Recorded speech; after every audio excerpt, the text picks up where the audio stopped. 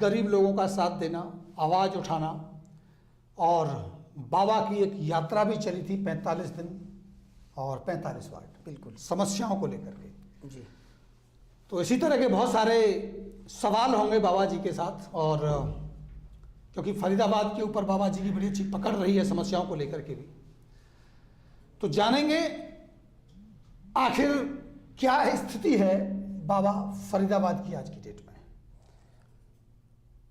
अगर मैं ये कहूँ कि आज की स्थिति क्या है, आज की स्थिति पूर्ण रूप से असमंजस की है। चुनावों को लेके बात कर रहे हैं असमंजस की है, या हालातों को लेके बात कर रहे हैं असमंजस की है? हालात और चुनाव दोनों की। अगर मैं बात करूं कि बड़े आरोप लगाए, आपके द्वारा भी लगाए गए, क्योंकि सीधे सवाल इसलिए मेरे आपसे भी हैं, सीधे आरोप लगाए गए, आपके द्वारा भी लगाए गए, आपके सहयोगी संस्थाओं के द्वारा भी लगाए गए कि फरीदाबाद बर्बाद हो गया, फरीदाबाद उजड़ गया। फरीदाबाद तो रिकंस्ट्रक्ट हो रहा है, दोबारा से बस रहा है, और आज हर गली में कहीं सीवर का काम चल रहा है, कहीं सड़क का काम चल रहा है, कहीं पोल लग रहा है, कहीं खंबा लग रहा है, कहीं बड़ी बड़ी सड़कें बनाई जा रही हैं। आप कैसे कह सकते हैं कि फरीदाबाद खराब हो गया, बर्बाद हो गया? बिल्कुल ठीक कह रहे हैं आप। रिकंस्ट्रक्शन किसका हो रहा है, शहर का या हमारे नेताओं का? शहर का चल रहा है।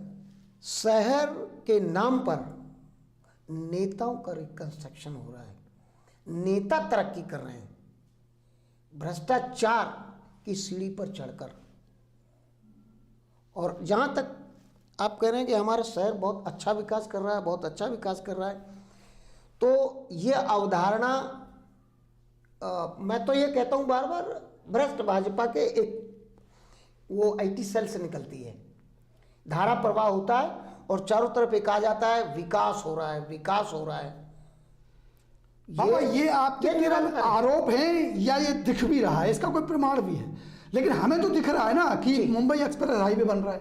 जी जी जी, हमें तो दिख रहा है ना कि आज से 20 साल पहले निकलने हमारे फरीदाबाद को उससे कोई फायदा नहीं है। मुंबई वडोदरा दिल्ली एक्सप्रेस हाईवे से हमारे फरीदाबाद को, मेरे फरीदाबाद को कोई फायदा नहीं है। बाबा राम केवल की गाड़ी उस पुल के नीचे से बिना किसी ट्रैफिक के पार जाएगी। गाड़ी तो हमारे पास छोड़ी नहीं। वो बेटी बचाओ अभियान में जो गाड़ी चल रही थी वो तो कब की खत्म हो गई।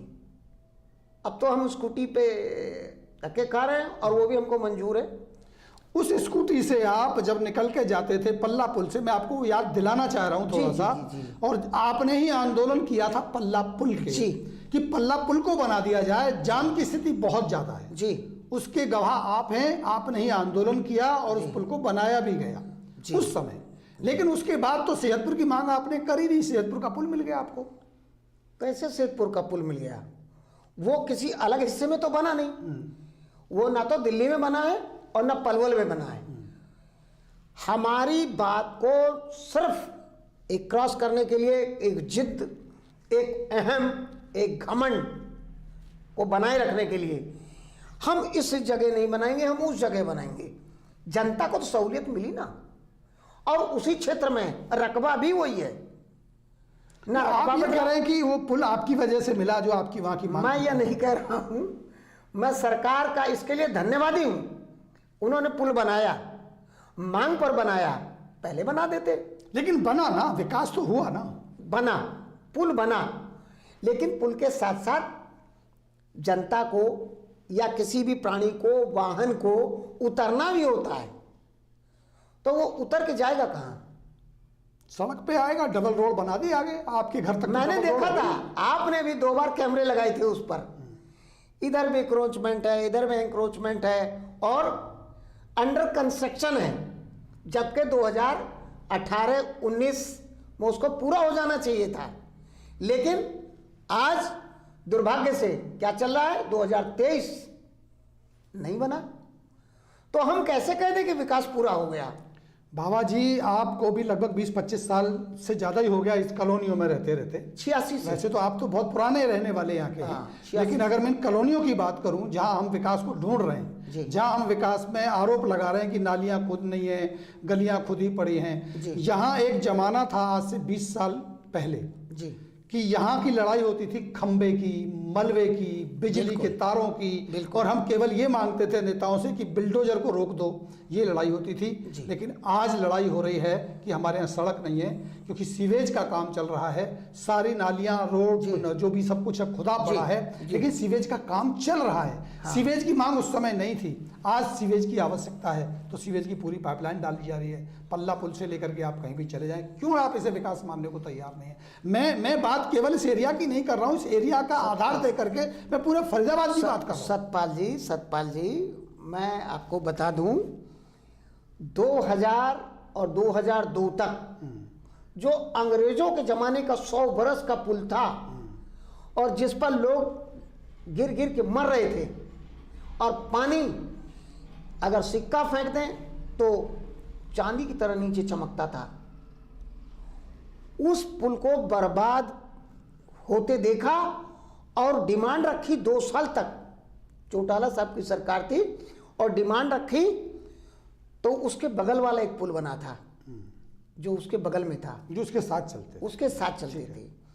और रही बात, यहाँ 5 गांव थे और कुछ नहीं था इस इलाके में, 5 गांव थे, लेकिन आज तो 5 लाख परिवार आ गए। तो सुन तो लो मेरे मालिक, ये विकास ही तो है मेरे भाई, सुन तो लो।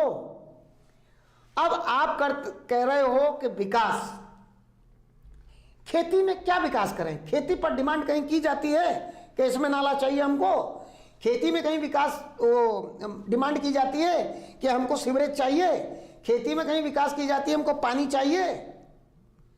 खेती में सिर्फ हरियाली चाहिए होती है और ट्यूबवेल के कनेक्शन चाहिए होते किसानों को।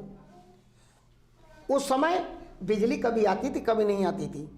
बंसीलाल जी की सरकार के बाद में 1971 या 73 के आसपास की बात है, उसके बाद में यहाँ पर दोबारा भी बंसीलाल जी आए, सड़क और बिजली, मैं कहता हूँ उस जैसा विकास पुरुष ना इस हरियाणा में होगा और ना हुआ है।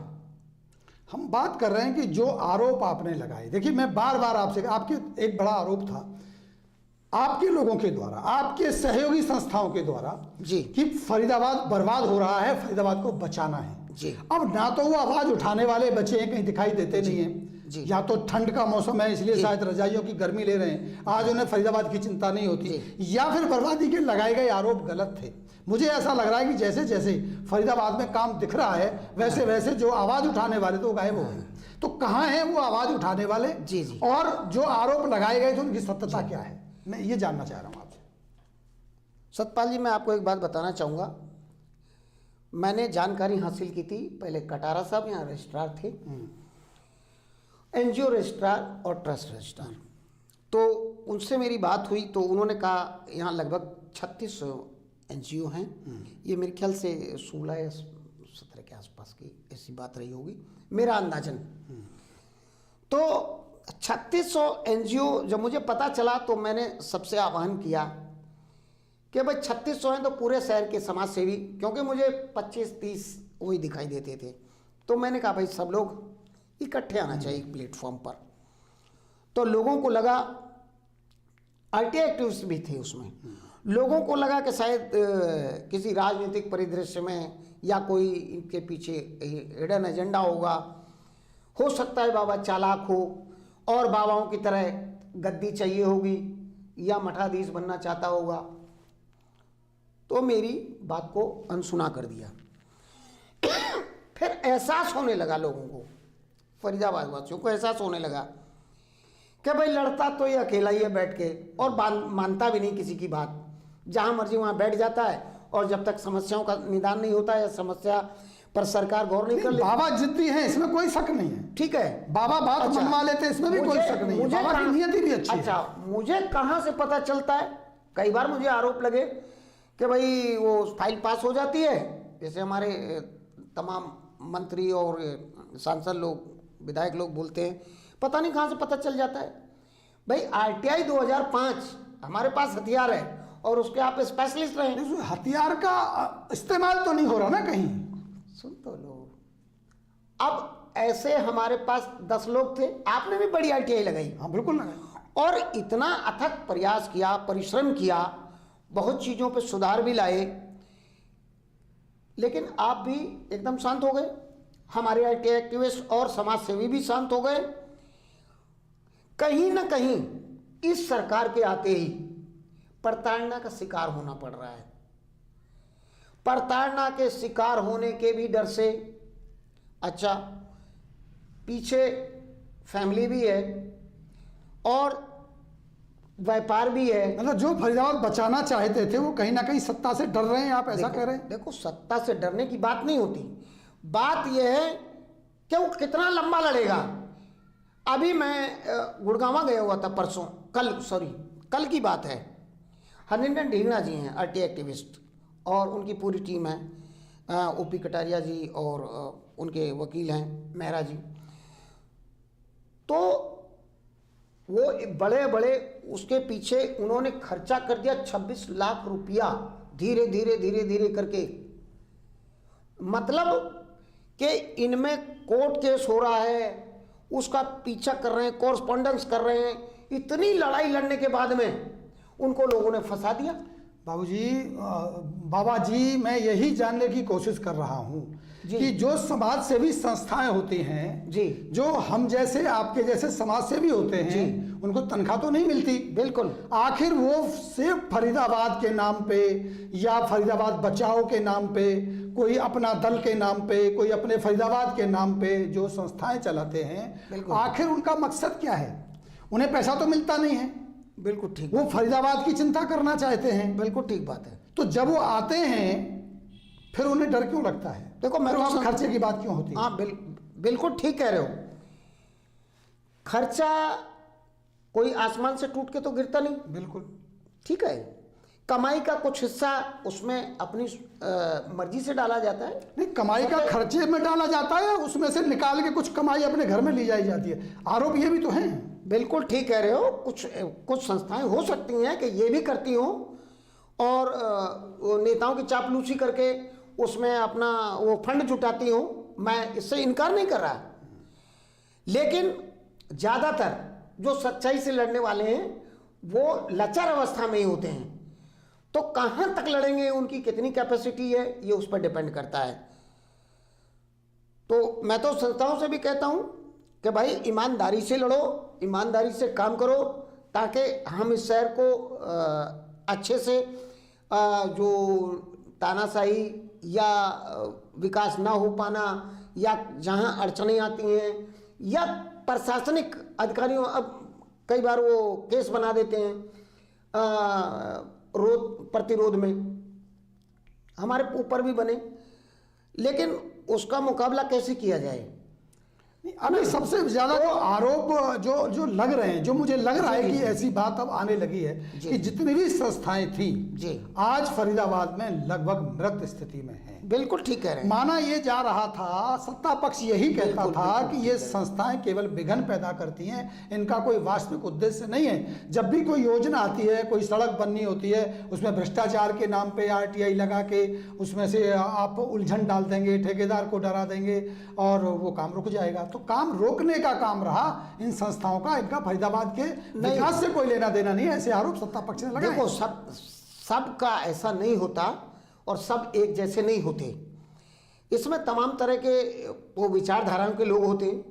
कुछ संस्थाएं तो सरकार द्वारा स्थापित हैं, कुछ संस्थाएं विपक्ष द्वारा भी स्थापित हैं और कुछ जो स्वतंत्र रूप से काम करना चाहते हैं, अड़चन उनके लिए है। चलिए एक नए मुद्दे पे आ जाते हैं, थोड़ा सा टॉपिक बदल के लेते हैं। जी। एक बात बड़ी कही जा रही है, उन्हीं मैं तथाकथित तो मुझे वर्ड नहीं इस्तेमाल करना चाहिए, उन्हीं फरीदाबाद बचाने वालों की तरफ से कि सरकार डर गई है और वो चुनाव कराना नहीं चाहती, वो लगातार नगर निगम के चुनावों को लेट करती जा रही है। सबसे पहला मैं आपका पक्ष जानूंगा कि बाबा राम केवल क्या मानते हैं कि सरकार चुनावों से डर गई है, नगर निगम के चुनावों से? नहीं, इसमें कोई दो राय नहीं है। सरकार चुनाव से तो डर रही है, लेकिन डर इसलिए रही कि विकास नहीं कर पा रही।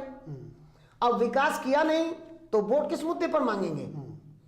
ये आधे अधूरे कामों से नहीं होगा कि भाई मेरी एक टांग लटकी हुई है, एक हाथ लटका हुआ है, पूरा इलाज होगा तभी तो मैं दौड़ूंगा, और दौड़ने की स्थिति में नहीं हो तो मैं कहाँ खड़ा होऊंगा?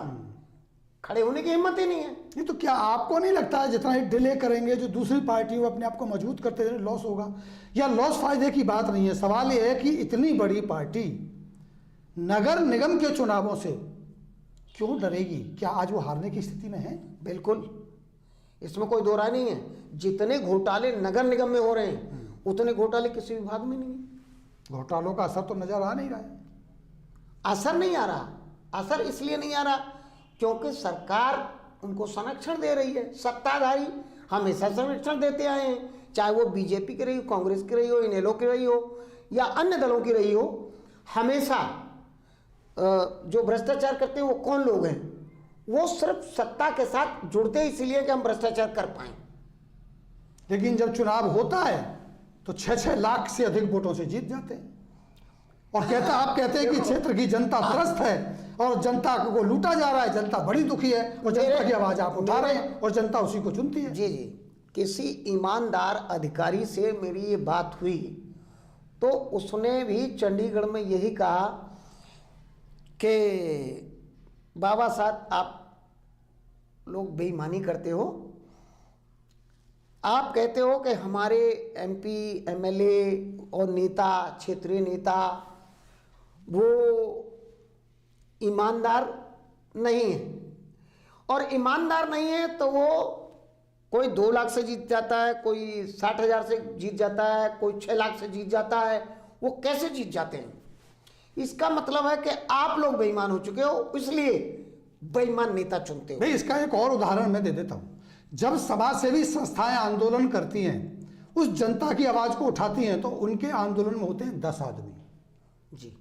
जब एमएलए एमपी या राजनीतिक व्यक्ति मीटिंग बुलाता है तो वहां होते हैं 5,000 आदमी। जी।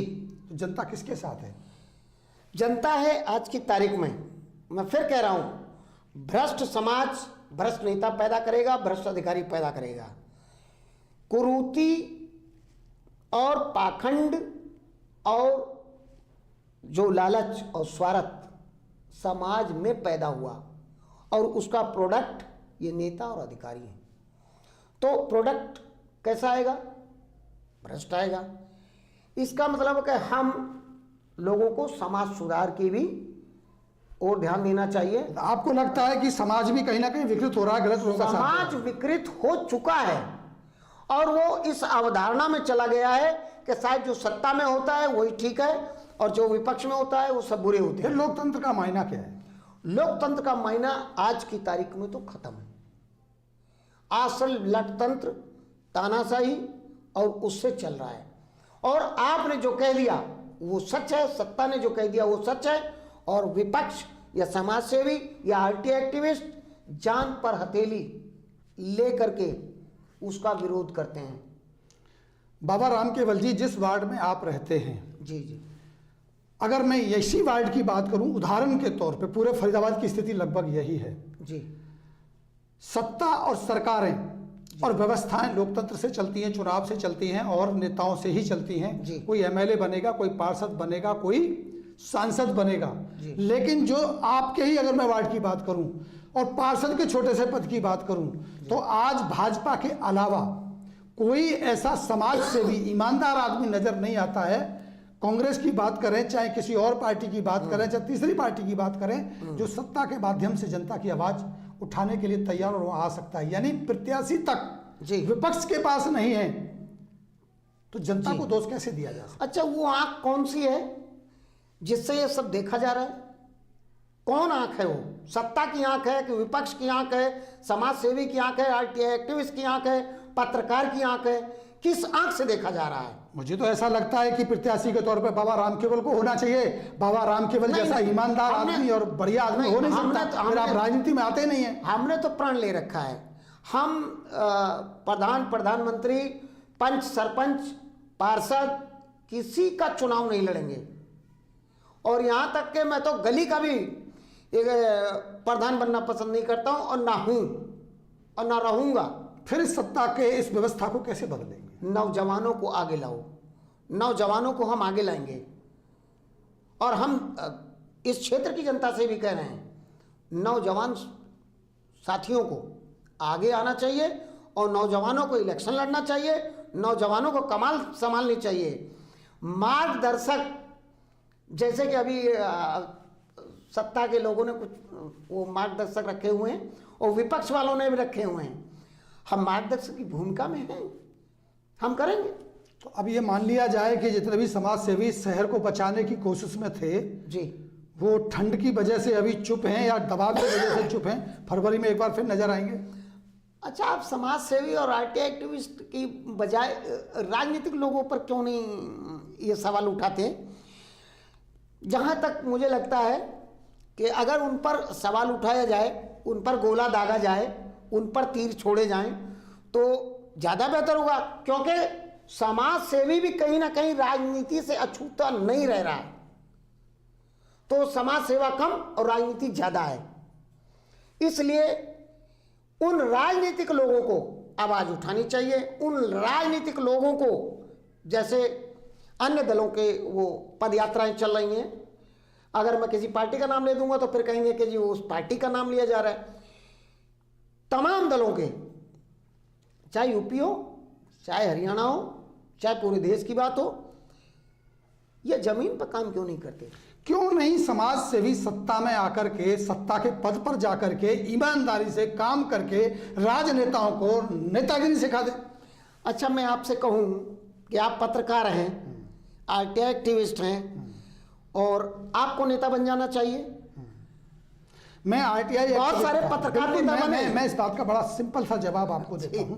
मैं आरटीआई एक्टिविस्ट था, मैंने बहुत कोशिश की मुद्दों को उठाने की जी, मैंने इंफॉर्मेशन भी ली, शिकायतें भी दी जी, लेकिन जब मुझे कार्रवाई होती हुई नजर नहीं आई तो मुझे लगा कि मुझे जनता में इस आवाज को लेके जाना चाहिए और इसीलिए मैंने कैमरा उठाया। मैं अपनी बातों को कैमरे के माध्यम से जनता तक पहुंचाता हूं ताकि जनता निर्णय करे। जी, वहां मैं अकेला निर्णय करता था, आज जनता निर्णय करती है, तो ये मेरी ड्यूटी बन गई जी, कि मैं उस विकृत मानसिकता को या मैं कहूं उनको मैं जनता के सामने करूं। जनता एक अच्छे नेता को चुने जिसमें बाबा राम केवल भी हों, ठीक बात है, जिसमें और भी राजनेता हों। बिल्कुल बिल्कुल बिल्कुल सही कहा आपने। आप आवाज उठा रहे हैं, पहुंचा रहे हैं और खाली जनता तक ही नहीं, सरकार के और नेताओं के कान में भी जा रही है। कुछ पोर्टल लगातार आवाज को सरकार तक भी पहुंचा रहे हैं, नेताओं तक भी पहुंचा रहे हैं। अभी मैंने कुछ दिन पहले एक वो अपने उस पर भी लिखा था कि कुछ आरटीआई एक्टिविस्ट और पोर्टल मिल करके इस फरीदाबाद का चीरहरण करने में लगे हैं। अब लोग बोलेंगे कि भाई वो कौन कौन है, वो कौन कौन है, तो ये अपने अपने अंदर झांक के देख लें कि वो कौन कौन है। बिल्कुल मैं सहमत हूँ, आपके आरोप बिल्कुल सही हो सकते हैं, बट हर आदमी ऐसा हो, हर समाज से भी गलत हो, हर राजनीति वाला गलत हो, हर पत्रकार गलत हो, ये नहीं माना जाता। बिल्कुल बिल्कुल बिल्कुल सही बात है, अलग अलग विचार हैं, बिल्कुल ठीक कह रहे हैं। आखिरी और अंत में एक बहुत महत्वपूर्ण सवाल लूंगा, अगला आंदोलन बाबा राम केवल का कब और कहाँ होगा, किसको लेकर के होगा? ऐसा है, सबको मालूम है, पूरे शहर को मालूम है कि अभी इन दिनों में वो हर बार डूब जाता था बरसात में, तो मुझे किराए का कमरा लेकर के कहीं वो रहना पड़ता था और वो किराए में नहीं भर पाता था। तो उस समय कोई मदद के लिए नहीं आता। कुछ समाज सेवी और कुछ आप जैसे साथी वहाँ देखने भी जाते हैं कि भाई बाबा वो डूब गया, बचा है कि मर गया। तो इन परिस्थितियों को देख करके कई लोगों ने मदद के साथ में ये कहा कि आप एक कुटिया निर्माण करें, उसका जीर्णोद्धार करें। तो उस जीर्णोद्धार में लगा हुआ था, पुनर्निर्माण में लगा हुआ। कहीं ऐसा तो नहीं कि बाबा जब जब डूबते थे तब तब आवाज उठाते थे कि देखो फरीदाबाद डूब रहा है, और नेताओं ने सोचा कि इनकी कुटिया ऐसी बनवा दो ताकि ये डूबे ना और आने वाले बरसात में इनकी आवाज ना उठ पाए? कि आपकी आवाज को दबाने का कहीं एक प्रयास तो नहीं है? अच्छा, प्रत्यक्ष को प्रमाण की जरूरत नहीं, हाथ खंगर को फारसी किया, पढ़े लिखे को फारसी किया, जल्द आपके कैमरे पे ही पता चल जाएगा और तमाम कैमरे जो शहर के हैं उन पे पता चल जाएगा। क्योंकि ऐसा तो नहीं है कि बारिश नहीं हो रही है इसलिए आंदोलन नहीं हो रहा है। देखो देखो, जब तक इस शरीर में सांस है, बाबा राम केवल का प्रण है,